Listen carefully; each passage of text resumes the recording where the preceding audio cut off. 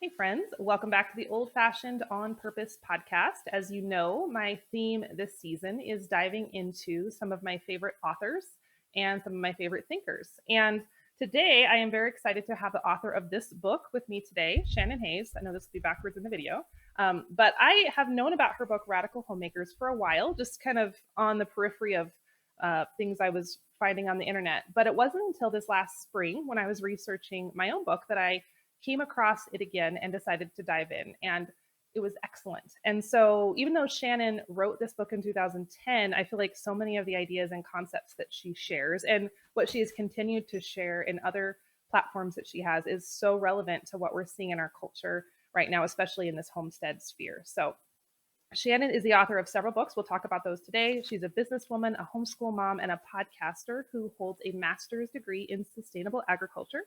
Her essays and articles have appeared in many renowned national publications, including the New York Times, the Boston Review, and welcome, Shannon. I am so excited for this conversation.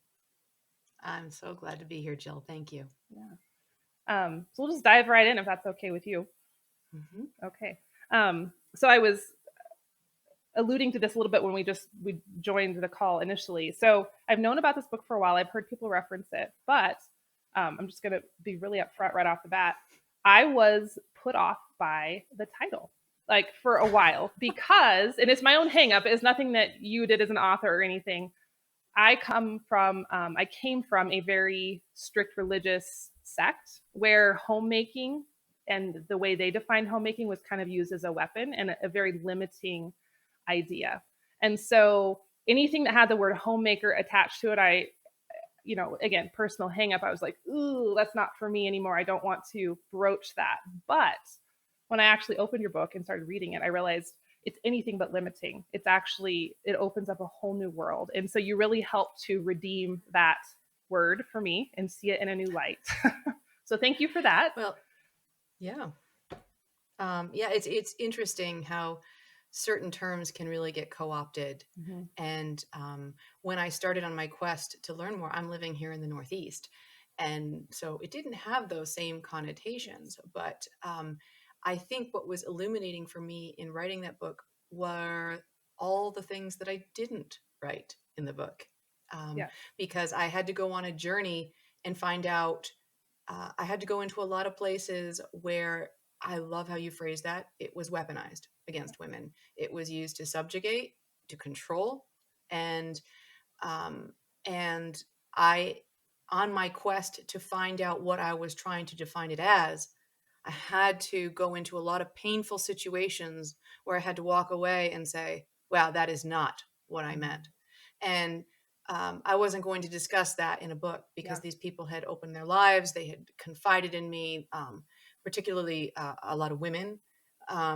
And I did not want to jeopardize their safety in any way. But I learned a lot by learning what I didn't mean.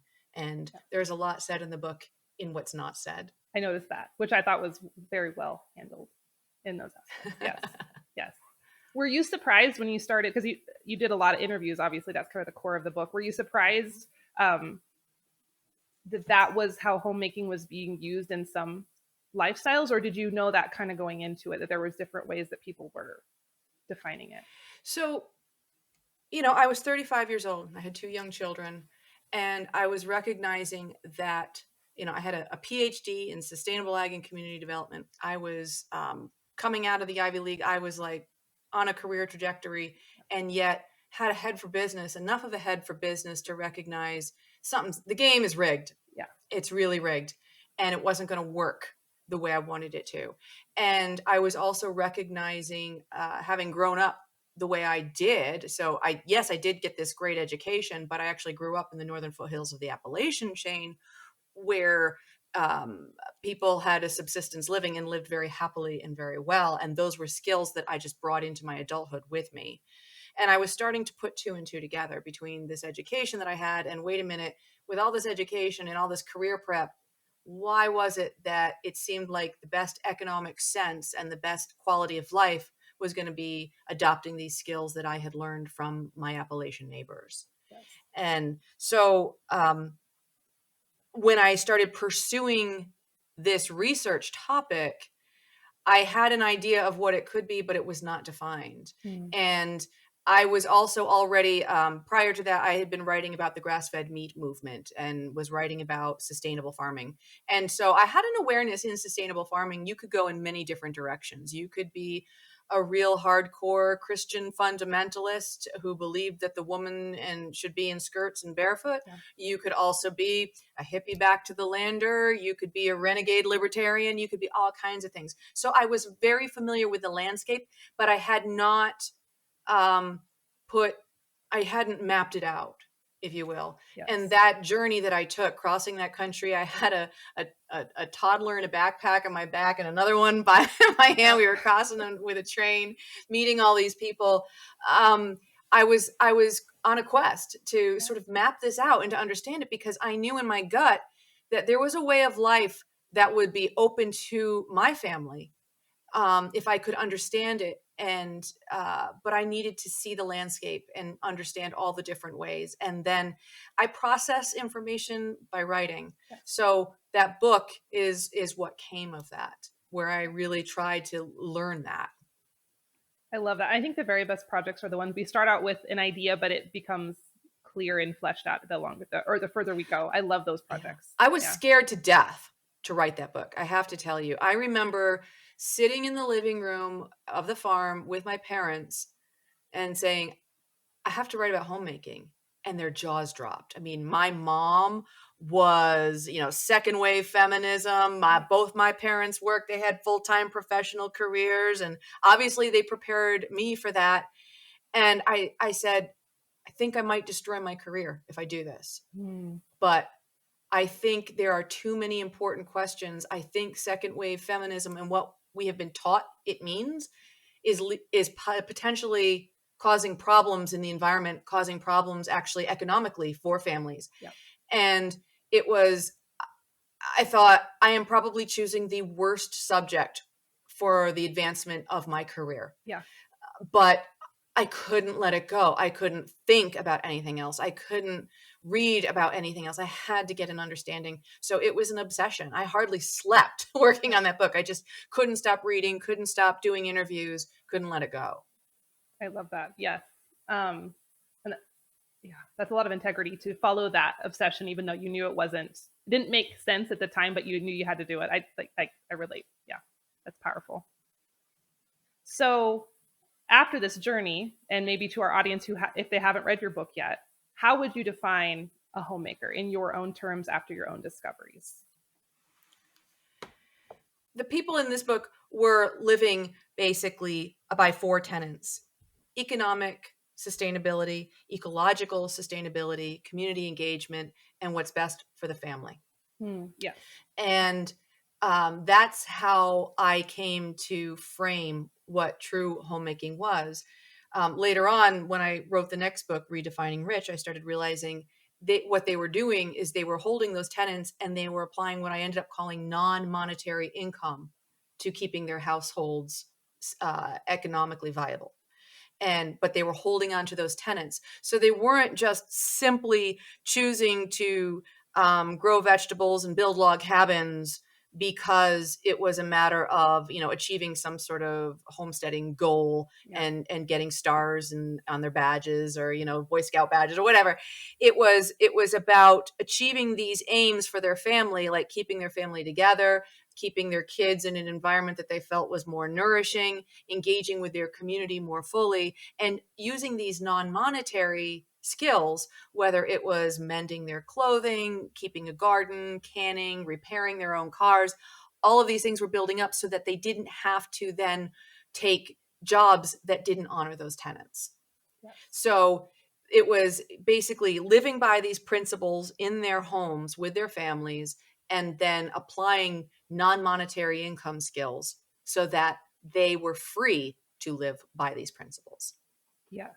So does Redefining Rich kind of pick up where Radical Homemakers left off, or is it's kind of a different premise entirely? Well, Redefining Rich, so that came out, well, just about 10 years afterwards, a decade after that book came out.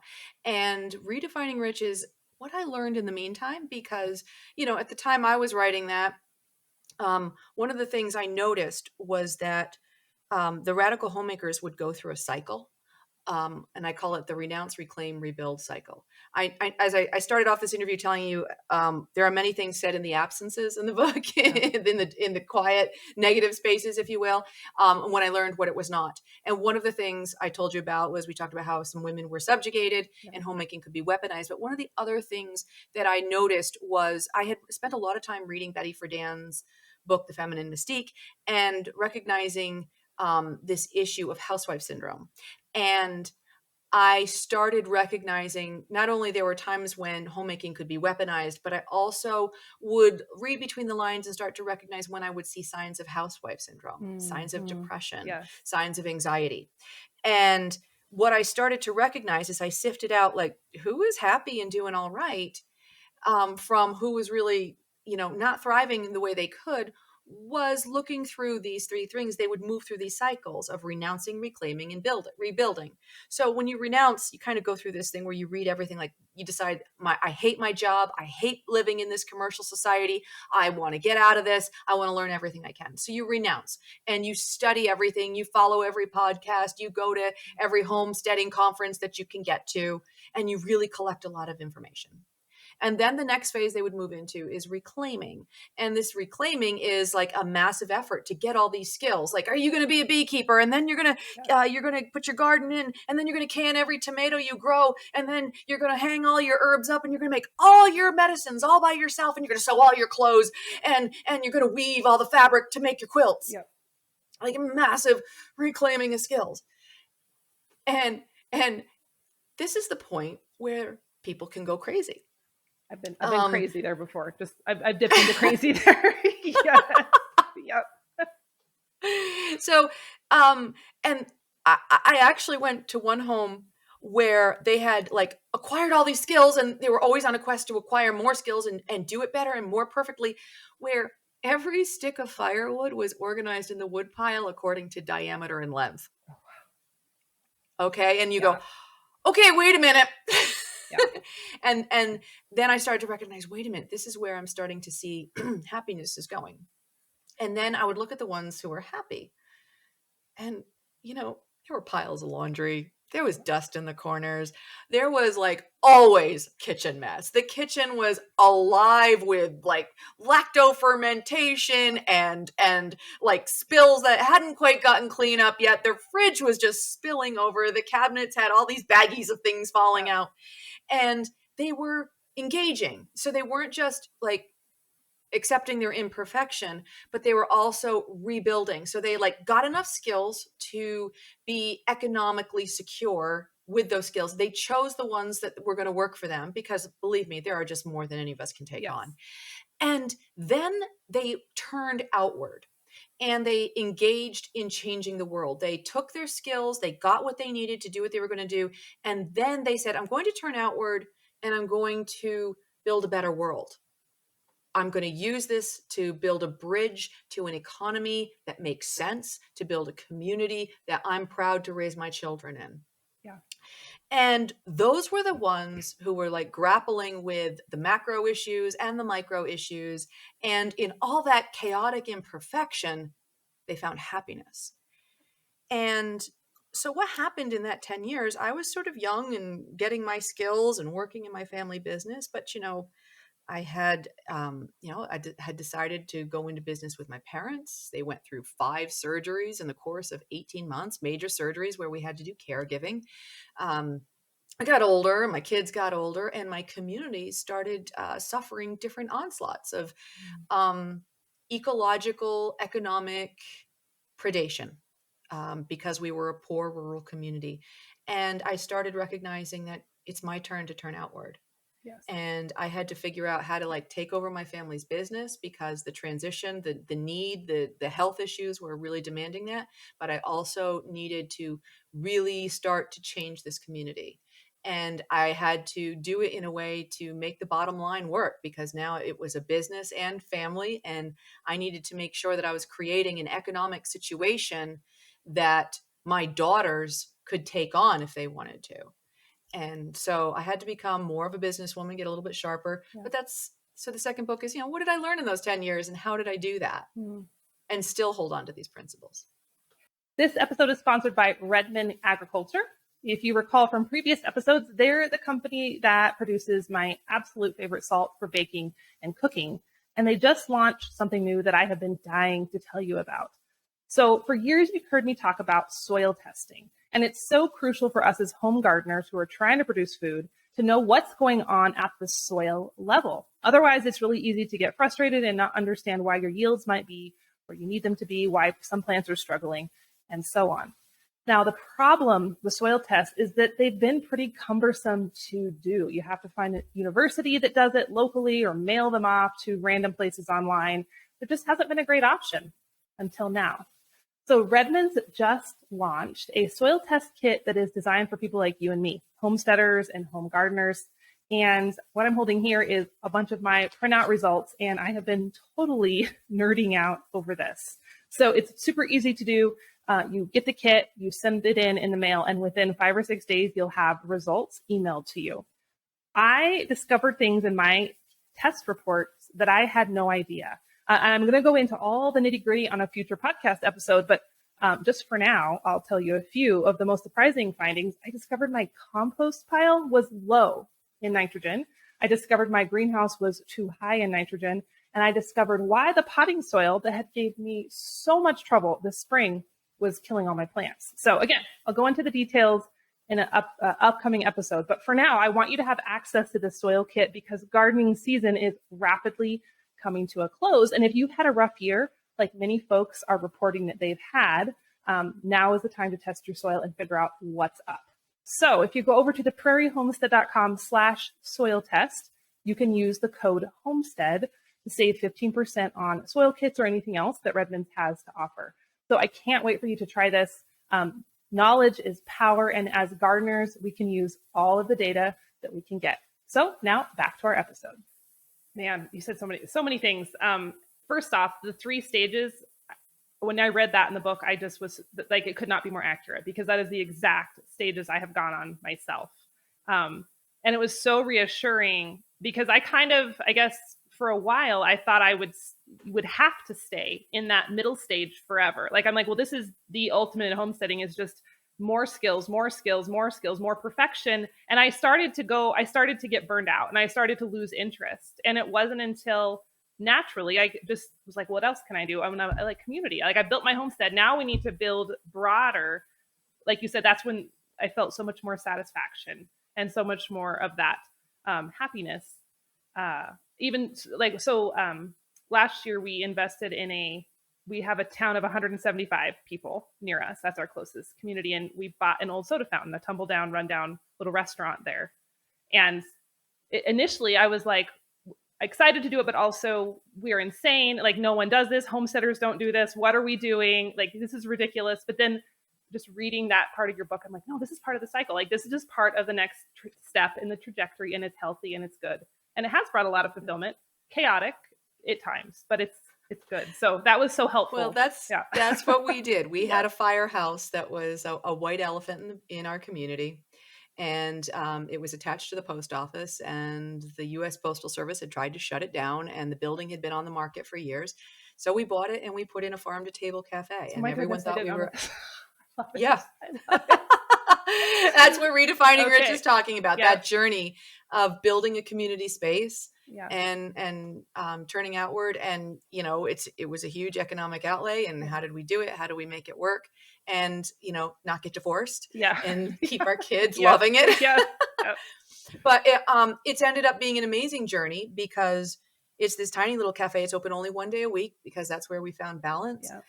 And our children who are now 19 and 15 work in it with us. They have all the money they need to go to college. We basically enabled them to earn money to pay for their college rather than us having to have 6-figure incomes to save to give them money to college. So, and the book explains like how that works, how you make those numbers successful for your family so that you can work 1 day a week.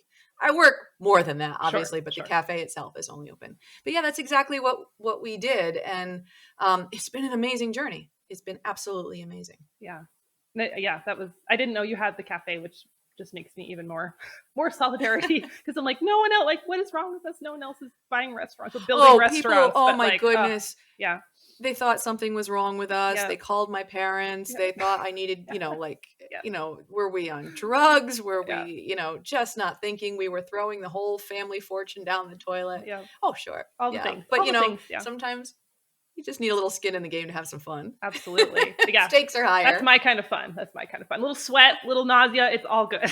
So it's all fun. I love it. So I want to go back to housewife syndrome, because I think that's Mhm. really important, and I see that in a lot of moms around me still to this day. Um, can you define that for us? Well, Betty Friedan really defined it. Mm-hmm. And so I'll never do that justice. But what I was seeing is like depression, anxiety, perfectionism. And sometimes it could come in the form of even just being afraid to go outside of yourself, being afraid to push.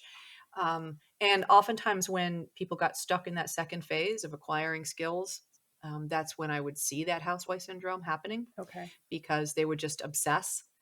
Yeah. And or they'd say things like, they would have like beautiful wood piles and gorgeous quilts and beautiful knitted sweaters and stuff, but then in their quiet moments they would say things like, and I sit here and I wonder what it's all for, Yes. what it's all about. Yes.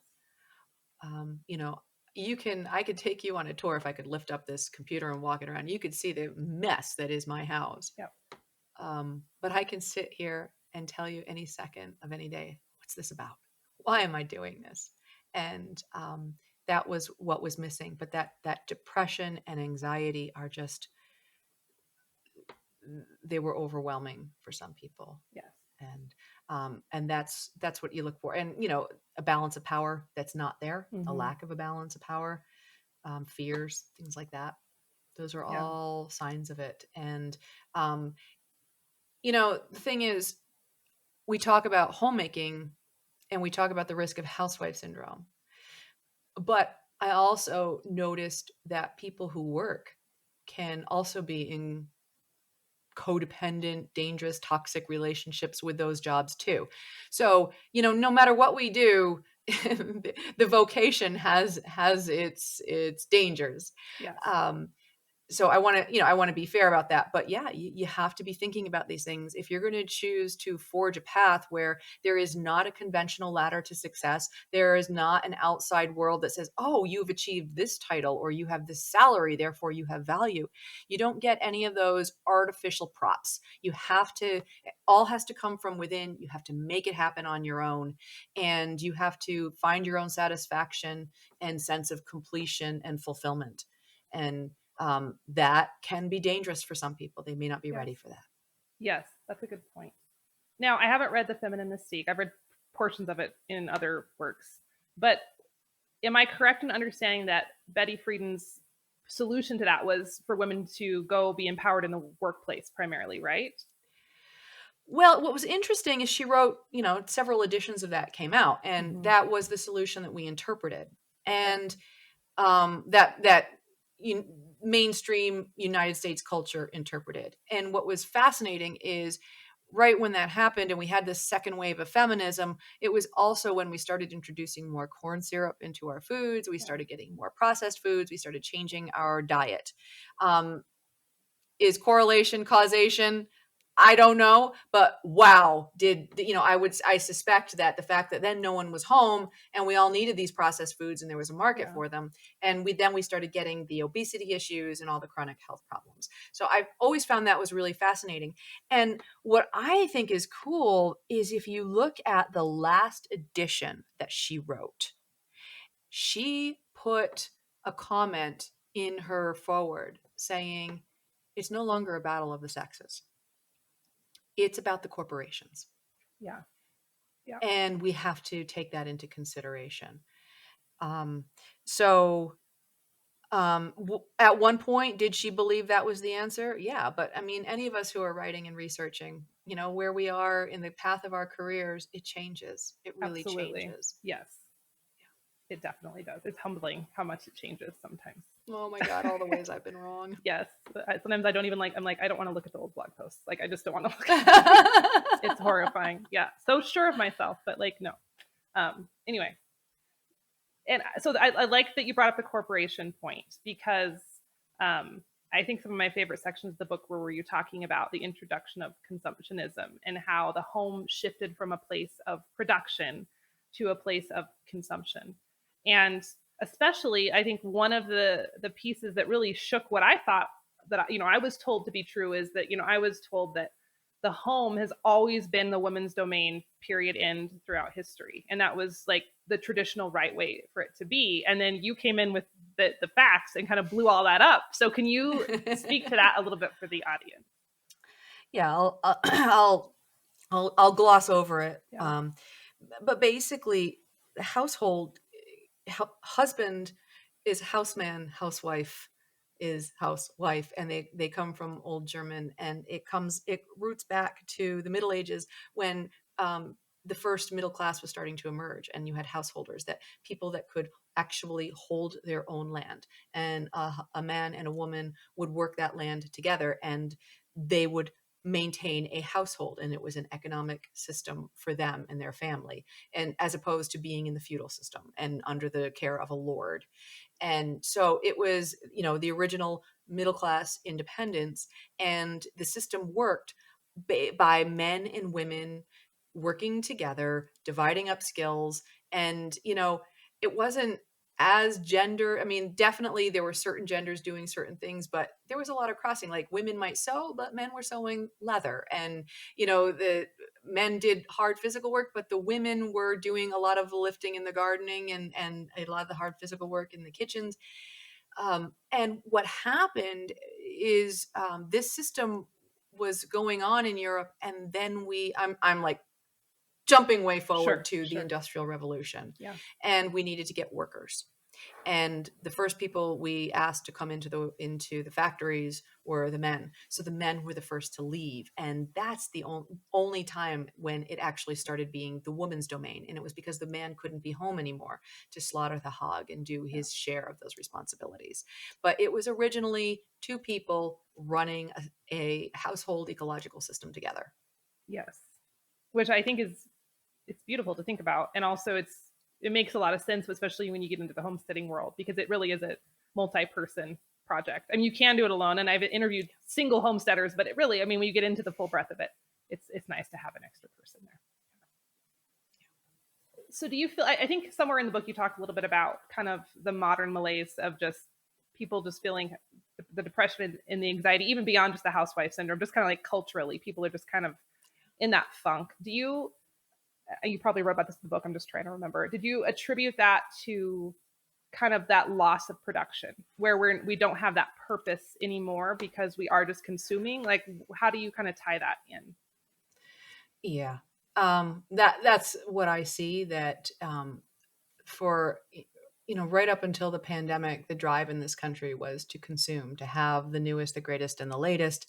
And there was no core about, what is this for? What are we going toward? How are we kind of thought that happiness in this country was about sort of how much income did you have and how much can you buy with it. And there's really so much more to happiness, and the happiness science now has really, really come forward a lot more, where we're really starting to understand that. But I believe that in this country, that consumerism was really contributing a lot, not just the consumerism, but also the competition to have more, the Mm. the pressure to have our children be more successful than other children, to get them into all the right activities so that they can get into all the right schools, and so they can then be competitive for fewer and fewer prestigious jobs. All of that, this whole treadmill of life, was, I think, contributing to massive depression and anxiety and chronic illness statistics in this country.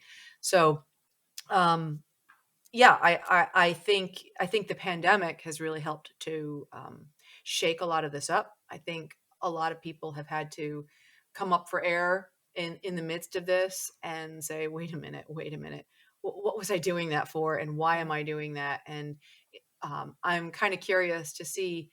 I know a lot of people, then they had to with the pandemic, spend more time at home and figure out some of these things and come up with alternative economic arrangements and alternative arrangements for cooperating with family and neighbors and friends.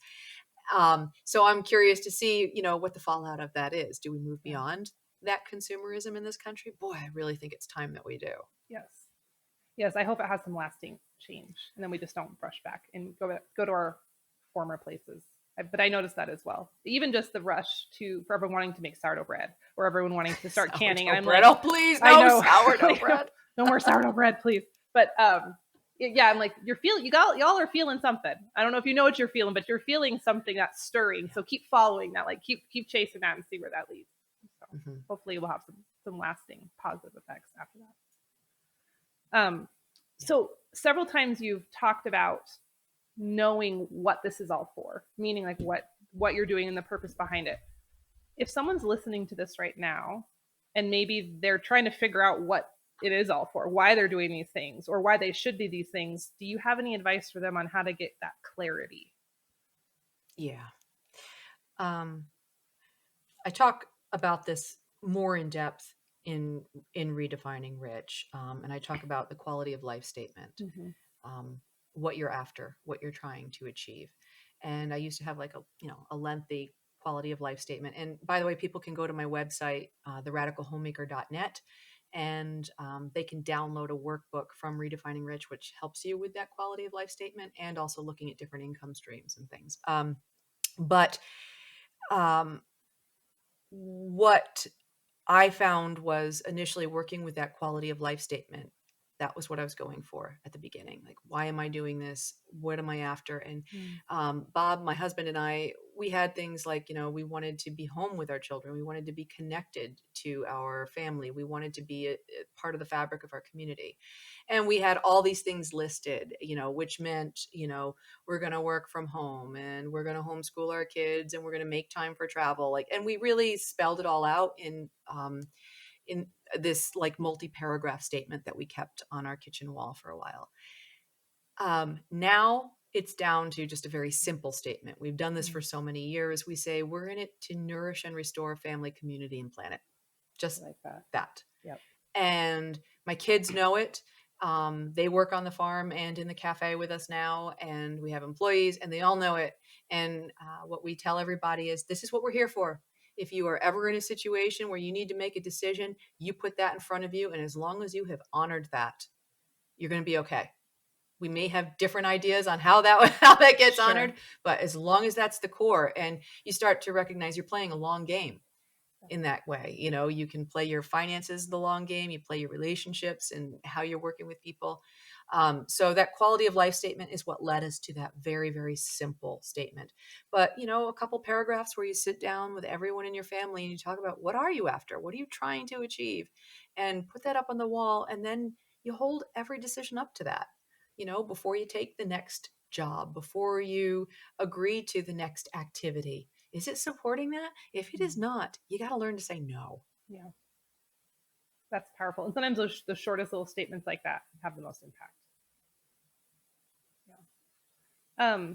What would you say? Because I know in Redefining Rich, you talk about those income streams and creating those side incomes and things. What if someone is still in traditional employment, but they're wanting to bring in some of these ideas? Do you have any advice for them of how you can kind of live in both of those worlds? Maybe just while they're transitioning into a home-based business or something. Right. Well, the first thing you do is you start that quality of life statement. Okay. Because once you have that, what I explain in Redefining Rich is there are basically 4 income streams in this world. One is meaningful employment. In other words, it's a job that supports your quality of life and it's salaried income, and that's fine. The next is self-employment, business income. And the reason why that's important, I explain it very carefully in Redefining Rich, but conventional employment is actually the most expensive form of income. So when people have regular jobs, you are taxed basically on your earnings, and then you have to live on what's left. But when you are self-employed and you run your own company, or you're just, a sole proprietor, you are taxed on what is left after you've paid for everything else. So I show with dollars and cents in 2 scenarios in the book with 2 different characters that I invented, how that plays out. One is Responsible Bert and then his sister, Reckless Betty. And Responsible Bert has a 6-figure income. And at the end of the year, after he pays for everything, because with his Responsible Bert job, he has maybe $6,000 left in the bank. But Reckless Betty, she runs her own business and she does what she wants, and she gets her own business to pay for her cell phone and her car. And, because it's a food business, she eats, the leftovers. And Reckless Betty has more than twice. She only looks like she has about $13,000 in income, but she actually has twice as much money left in the bank at the end of the Mm. year. So, and I spell those out very carefully. So when you look at those 4 income streams, the first one is meaningful employment. The second one is business income or self-employment. The third is what Radical Homemakers is all about, which is non-monetary income. And I explain in that book, that's huge in my family. At the Yeah. time of the writing of that book, our non-monetary income, when I added it all up, came to about $70,000 a year. Wow. And Wow. it's pretty amazing when Yeah. you start looking at all the different ways you can do this. And the power of that non-monetary income is none of it is taxable. Absolutely. Yeah. And then the fourth thing, which every homemaker and homesteader does not want to think about, but must think about, is passive income. Because Mm. all of us are living by our hands. We Yes. are all by our hands, by our backs, by our muscles. And when you're in your 20s and your 30s, that's absolutely great to use your body. But a few decades later, stuff breaks down. Yeah. Yeah. And you have to figure out what a passive income stream is going to be that allows you to take time off to take care of yourself, that allows you to be with your family more. And you start to recognize that your pay raises that you give yourself in this way of life are more time. It's not actually Mm. getting more money, but figuring out how to have more time. And these passive income streams, learning how to develop those and build those into your economic profile, really help with that. So the book talks about those 4 income streams and then says at any given time, you need 3 of them. Okay. So again, the 4 Yeah. incomes are employment, meaningful employment, Mhm. self-employment, non-monetary income, and passive income. Choose any 3. So if someone is in a job right now, what they need to do to make that transition is first ask if that job is honoring that quality of life. Is it meaningful? Yeah. If it's not, that's like a 5-alarm fire. You really Yeah. need to start visiting that. But before you just quit, you got to line up some other forms. And it's not just line up the next job. You need to choose those other forms, get that overall household economic profile diversified. One person doesn't have to have all 4, but in that Yeah. household system, you need 3 of those 4 going. And then once you have that going, then you're able to live on a lot less. Probably if you use non-monetary as one of them, you're able to ride out the vicissitudes of quitting a job and, maybe not taking something on right away. But I've noticed on this path, part of the reason I came to that is I learned by talking to a lot of people who, tried to dive off and take the leap and Mm. didn't have that carefully woven economic safety net that would enable them to be successful. So this is what I've learned from experience, and I think it works. Yeah. I'm all about the safety net. I mean, I love taking risks, but also I like to sleep at night. So I can appreciate having your ducks in a row before Calculated risk. before you've given your 2 weeks notice. I think that's really wise. I'm just curious. I have an idea of some of them, but what are some of your family's income streams? Well, obviously, I cook. Hmm. So that's really critical. And our non-monetary income got pretty high because um, I gave birth to a child with cerebral visual impairment, Mm. and so and that's what really took us over the edge at the time when I did Redefining Rich, because we were told she wasn't going to read, she wasn't going to ride a bike, that she was going to be severely academically disabled. And the places that could help her were special schools to the tune of $45,000 a year. And if I wanted to continue to parent her, then I was going to have to leave the farm, move to a Mm. city, Yeah. and try to get her this help. So one of the things I did is I said, okay, I'm going to homeschool, but I'm going to get trained to be my daughter's therapist. And so it's not just green beans in the basement in cans. Yeah. I Yeah. definitely have those, but Sure. that was a big ticket item. And boy, if you met this kid now, I mean, the cafe was open on Saturday. The night before the cafe was open, she took an old bed sheet, she cut it up, she sewed it into a pleated skirt. She made scrunchies. She Yep. just made this scrunchie for me, by the way. Do you like that? Awesome. I love it. Made matching scrunchies and a face Yeah. mask, and like just comes in full of style. She's got dress forms in her room, a sewing machine. She's always ripping up sheets, anything she can find, scraps that she finds from Goodwill. She castrates our pigs on the farm. She's got Yep. phenomenal veterinary, pre-vet skills. The kid's amazing. And but to become her therapist was really critical. So that was another form of non-monetary income. We raise all of our meat on the farm, Yep. so I am fed by that. So another form of non-monetary income. We got very unconventional. We started realizing, wait, it's not just about can you trade and barter your meat for your vegetables. Yeah. We thought more deeply. In having this child who had severe learning issues, we had just dial up internet here, Yeah. and I actually said, you know what, I'm going to go down to the local telecommunications company, a small scale phone company, and I sat down across from the table from them and I said, hey, I want to open up a cafe in this town that doesn't have internet, and I got a kid with a severe learning disability, and I need high speed fiber. Yeah. And they said, well, it doesn't make sense to run it out to you. And I said, put a price tag on it. And we worked a deal where I leveraged my communication and writing skills and put some money up front. I actually only ended up putting $5,000 up front. And we ran fiber optic internet through our community and all the way up to our house. And in Wow. exchange, I got free phone, internet, and cable for 2 generations in this household. So as long as my husband or I or my children have their names on the deeds of any of our properties, they have these services for free. So, non-monetary income, like I said, it can look like my daughter cutting up sheets to make really Sure. cool fashions, Yeah. but it can also be, hey, let's sit down and like work around the money. And one of the things I've really learned in this path is the resources are always available to me. I have $1 million resources available to me. I don't have to have $1 million income to get them. Yeah. It's a matter of finding the networks, tapping into them, and asking the world and the universe for what I need. And it works. The abundance comes. Yes, absolutely. I knew, and that's why I asked you that question, because I knew you'd have some unconventional beyond the green beans and the meat, and you did not disappoint. So that is so inspiring. Just thinking outside the box. I think so often we get stuck in like, this is the way it is. You got to follow this rule, and really you don't have to most of the time. So yeah. My last question for you is one actually people ask me all the time, and I always never really know what to say because I don't really know.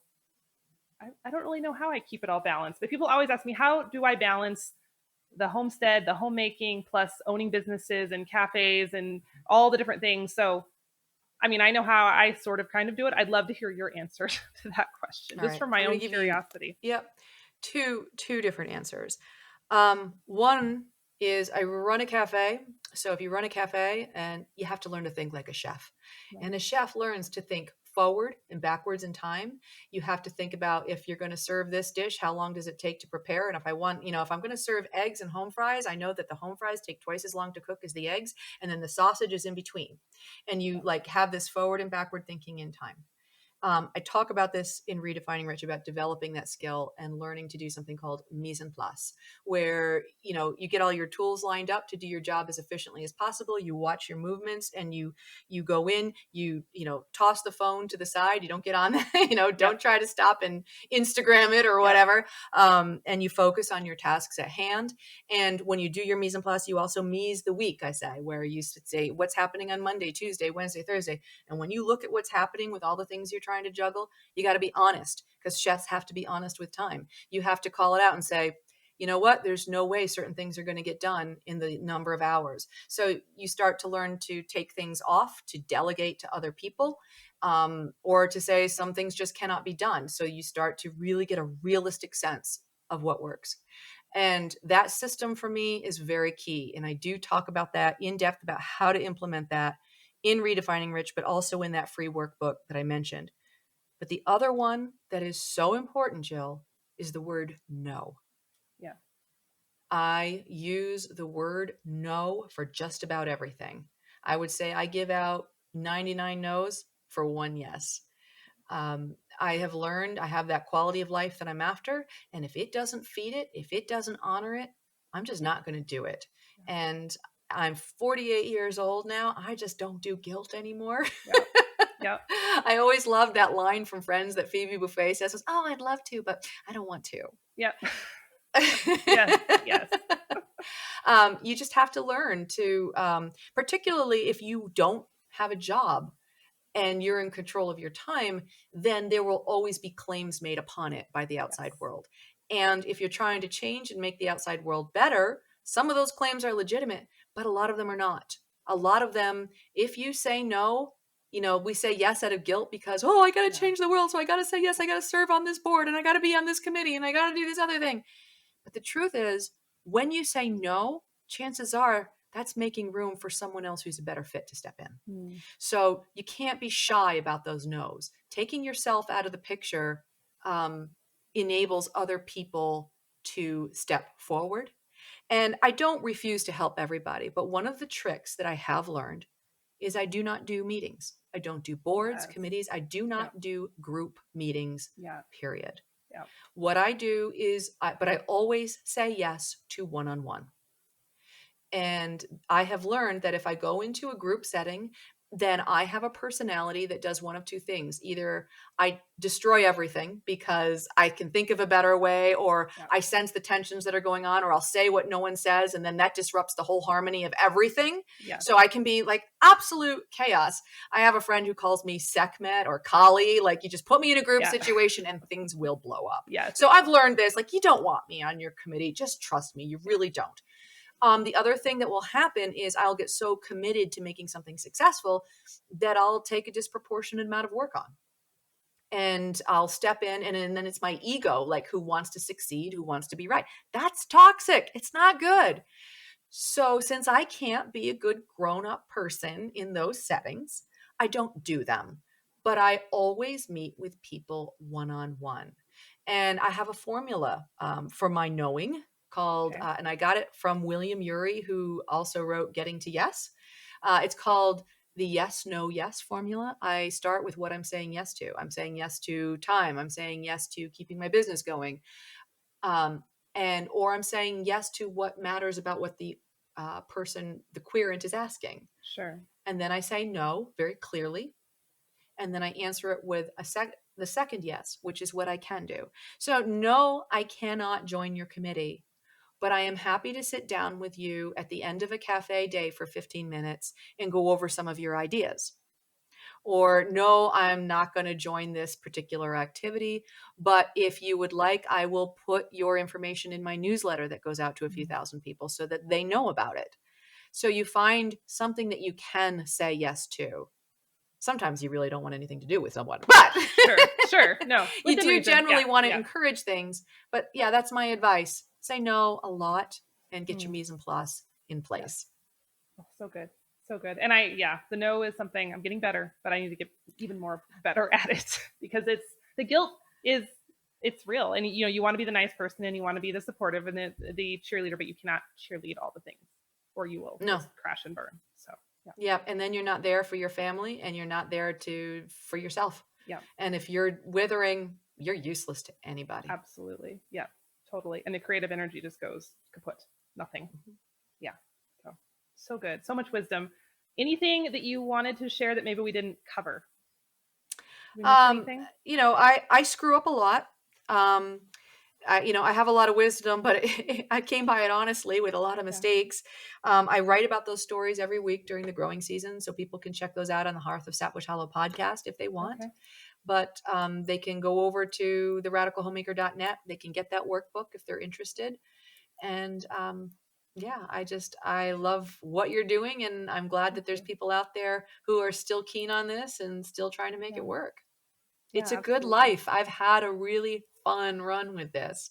I've been doing it now since I got out of college. I finished at Cornell University when I was 26 years old and I've been gainfully unemployed ever since. And now I'm 48 years old and we're building wealth in all the best ways. We're building community, and we're having a lot of fun. Yes. Like, yeah, it is a good life. I like how you put that. And thank you for being one of the pioneers leading the charge then Happy to and do now. it. Yeah. Excellent. Well, everyone go check out Shannon's website. Go check out her books, Radical Homemakers and Redefining Rich. I have Redefining Rich on my list. I will be reading it very soon. You might see it in one of our book clubs coming up. And thank you so much, Shannon. This was so Happy to do it. good. And thank you for saying yes. I feel very honored to be a yes for you. So it was fantastic. Thank you, Jill. I appreciate it.